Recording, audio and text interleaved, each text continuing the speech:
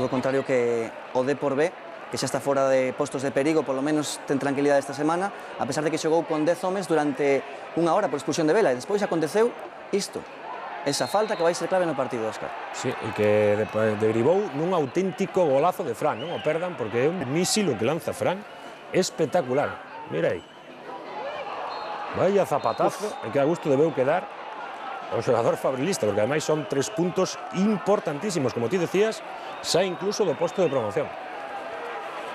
Despois habería algunha oportunidade máis para o Fabril, por medio de Estopira sobre todo, pero o marcador xa non se movería, triunfo do filial do Deportivo.